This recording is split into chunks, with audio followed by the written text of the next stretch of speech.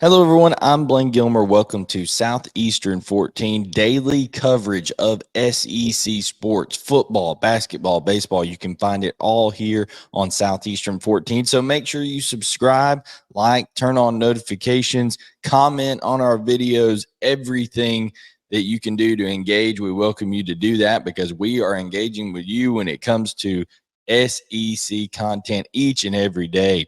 And you see on the screen behind me, and if you're on podcast format, it is none other than transfer redshirt freshman wide receiver Aaron Anderson for the LSU Fighting Tigers this year. We're going to be talking about him and what he brings to the table, especially after some big comments made about him by LSU OC second-year offensive coordinator Mike Denbrock there on Brian Kelly's staff. It was media day yesterday where they got to interview the offensive coordinator after practice, and he was just asked straight up about Aaron Anderson. A little background on Aaron Anderson before we get into that comment, though. He was originally committed to LSU from December 19th of 2020 to October 18th of 2021, when he would subsequently flip to the Alabama Crimson Tide, sign with Alabama, and spend his freshman year, his true freshman year in Tuscaloosa. Didn't play a whole lot, didn't see a whole lot of time, and elected to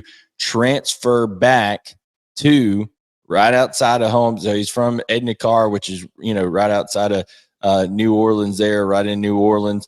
And now he's coming back to his home state of Louisiana there in Baton Rouge to be a big factor, apparently, because if you are watching on the YouTube platform, you can see scrolling across the bottom is a quote from Mike Denbrock. And I'm going to read that off here. It says, this is Mike Denbrock speaking on Aaron Anderson. He has to touch the football. It is our job to make that happen. He's valuable in the screen game, jet sweeps, but he's not just a speedy one-trick pony. He has unbelievable ball skills. He can break people down in space. We have to get him the ball. So this is a guy that Mike Denbrock is talking about while also having, even before Aaron Anderson got there, what is possibly the top wide receiver group in all of the SEC in 2023. They have maybe the best receiver overall in the SEC in Malik Neighbors. They have an absolute just tenacious chain mover, glue type guy in Kyron Lacy. Tough as nails, can make contested catches, can make the spectacular one-handed catches as we saw in the spring. Brings a physicality to the game that you really like. Kyron Lacy, a senior, 6'2", 215 pounds. I think he's going to have a really good year. Of course, they have Brian Thomas there as well, 6'4", 205, can go up and high point the ball, be a red zone threat. They have Chris Hilton there, who's a redshirt sophomore, 6 foot, 190, also a local guy from Zachary, Louisiana.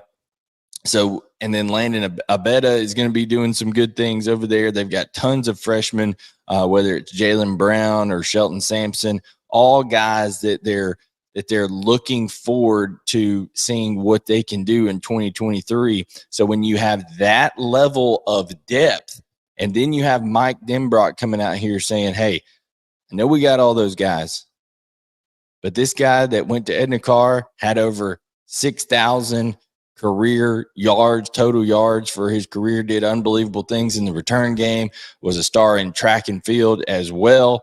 Yeah, we got to get him the football. We got to make sure he gets touches in this offense. So this isn't a guy that they're just looking to come in and try to, okay, maybe he'll work into a role. Aaron Anderson is expected to be a difference maker for LSU. That's coming directly from the offensive coordinator, Mike Denbrock. And when you add a weapon like that, a guy who can be a multifaceted guy, like he said, whether it's a screen game, whether it's getting him out in space, Heck, he could even line up in the backfield and be a mismatch at different times because of his size. I think you're going to see Aaron Anderson, of course, used in the return game as well. But I think you're going to see Aaron Anderson utilized in ways that LSU is going to have a piece that they haven't necessarily had in the last couple years. Tremendous speed, can win one-on-one matchups, can be a mismatch problem for guys on that defense. And then, of course, the special teams element of it is a big plus as well. Listen, this is just an embarrassment of riches at this point. We knew that Jaden Daniels was going to come back and going to make a big jump, in my opinion, from year 1 to year 2 under Mike Denbrock. I mean, how can you not get better when you know coming into the season you're going to be the guy, get those offseason reps for those wide receivers, create that rapport. You had two freshman tackles last year in Will Campbell and Emory Jones. Now those guys are more experienced. They have a whole year of SEC game reps under their belt. And as they come into year 2, another year of physical development, the running back group, a lot there that has had reps, and I think is going to be pretty deep in terms of guys they can turn around and hand the ball to. So this is exciting news. If you are an LSU fan, you need to keep an eye out on Aaron Anderson, especially after Mike Denbrock comes out and says he has to touch the football. It is our job to make that happen. So when it comes down to it on that first Monday night, September 3rd of the season against Florida State, look for Aaron Anderson to get his fair share of touches against the Seminoles in Orlando. Guys, make sure you are following this channel. Subscribe, like, turn on notifications, and tell us your comments on Aaron Anderson and everything SEC related as we release content, daily SEC content here on Southeastern 14. For everyone at Southeastern 14, I am Blaine Gilmer. Thank you so much for tuning in, and we'll catch you next time to talk more SEC sports.